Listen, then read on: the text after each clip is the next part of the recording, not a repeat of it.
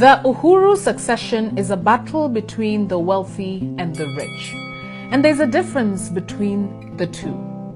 Wealth you cannot squander in one generation. It takes generations to deplete.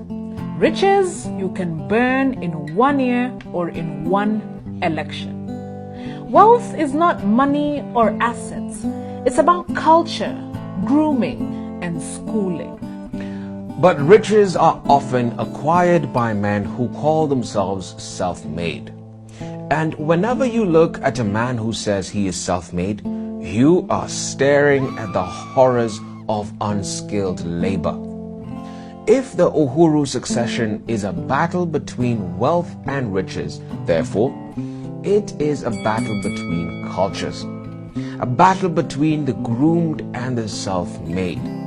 A battle between M-Pesa type of money and generational assets.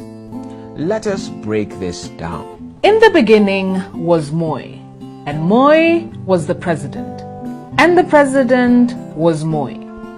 Then on the nth day, Moi created his son Gideon in his own image.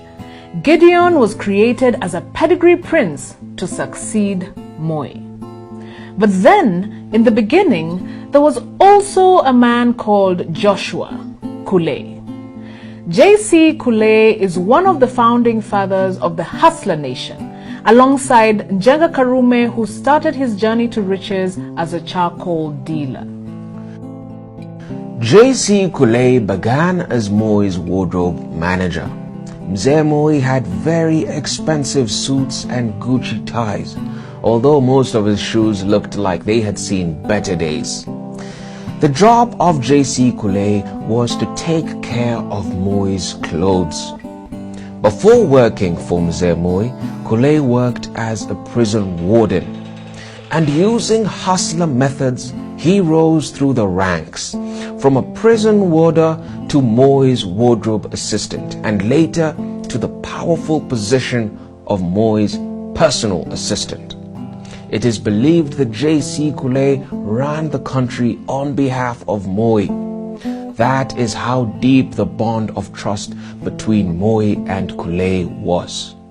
Then came the Moi succession. Kule realized that he had no political vehicle to protect his businesses. And if Gideon was created to inherit Mzee Moi and protect his wealth, this protection was not guaranteed for Kule. If Mzee Moi created Gideon to protect the dynasties, J.C. Kule created William Ruto to protect the children of a lesser god, the hustlers.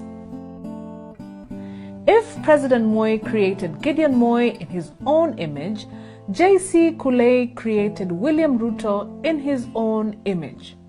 In fact, Kule created a whole brigade of young politicians in the Rift Valley and sponsored their elections. This is a project that Ruto has continued to nurture. It completely wiped out the Moi strongholds in Kalenjin politics. In sum, this is how the Moi versus Kule political bloodlines were started. The Kule political bloodline, which is held by Ruto, is a rented line, which means that Ruto could not inherit Kule's wealth. And so Ruto had to begin creating his wealth from scratch, but with the patronage of J.C. Kule. Since Kule's wealth was not transferable to Ruto, he had to completely begin this wealth accumulation on his own. The only thing he got from Kule was the hustler methods. Because of this heritage, Ruto's lineage is that of riches, not wealth. Remember that riches can be squandered in one election, but wealth cannot be squandered for many generations.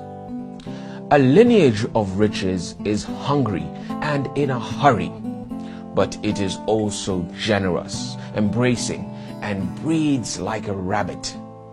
If this kind of capital were a cow, it would be milked by everyone and it would graze everywhere. That is its operating logic.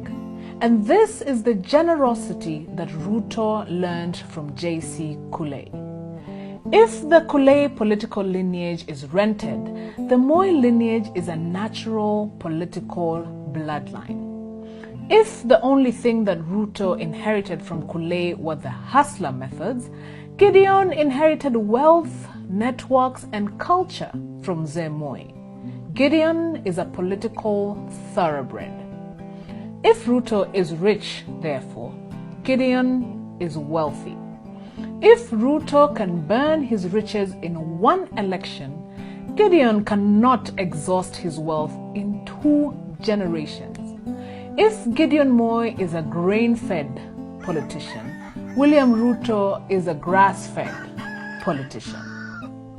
But what does that mean for country? If the Uhuru succession is a fight between the wealthy and the rich, how must we choose? And here are the choices. 1. A successor in the dynasty is born. Gideon Moi was born to succeed Moi. Uhuru was born to succeed Jomo. And Raila was born to succeed Jaramogi. If Uhuru attempts to make Raila president, it is because Uhuru comes from the same type of political lineage as Gideon Moi and Raila. He belongs to a lineage of wealth, not riches. He was born to inherit leadership, unlike Ruto, whose only inheritance was the hustler methods from Kule. Unlike the dynasties, a successor in the hustler nation is not born. A successor emerges. Anyone can become the leader of the hustler nation. It is the law of nature. Survival goes to the fittest. The man who leads the hustler nation is also the man who is the fittest amongst hustlers. The question before the nation, therefore, is this. If we choose the wealthy dynasties, our leader is already predetermined. He is already born. But if we choose the unrefined hustler path, anybody can become president so long as you are the fittest. 2. The way of the hustler is to breed like rabbits. And that is why Ruto has many political progenies. He has created politicians in his own image across the entire country. To the contrary, dynasties are stingy with their political seed. This is why Gideon has not reproduced himself politically. The same can be said of Uhuru Kenyatta. He has not reproduced himself politically. And this is because dynasties are jealous institutions. They do not bequeath leadership to outsiders. They will wait generations just to find a natural heir. The question to the nation, therefore, is this. Between the hustler method, where the leaders breed like rabbits, and the dynasty method, where the leaders are born by rotating the royal seed between wealthy families, which is better? What shall we choose? 3. And finally, the hustler culture is a sharing culture. It is generous to a fault. The hustler will breed like a rabbit. He is generous with his political seed. And if he becomes a millionaire, he will breed millionaires like a rabbit as well.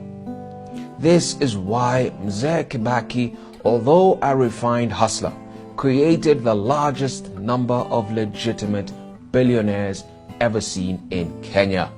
He did not hold back. Mzee Moi was also like that. But second-generation members of the dynasties are not like their fathers. They are stingy, suspicious, and downright mean. If Mzee Kibaki's ideology was that of creating wealth, their ideology is that of preserving wealth, and preserving it in the hands of a few. Since Uhuru became president, how many legitimate billionaires or even millionaires has he created? What about Raila? and Gideon Moi? Which businessmen have they supported? If the hustler culture is to breed millionaires and share, the culture of the dynasties is to keep the wealth within their inner circles. And the choice for the country is this. Do we go for a system that will redistribute wealth and breed millionaires for the hoi polloi, or one that will preserve and entrench wealth in the hands of a few political families? Do we go for a system that will graduate rich people into wealthy people, or one that will oppress the rich with taxes and other inhibitions while entrenching the wealthy through political privilege? This is the Uhuru succession question.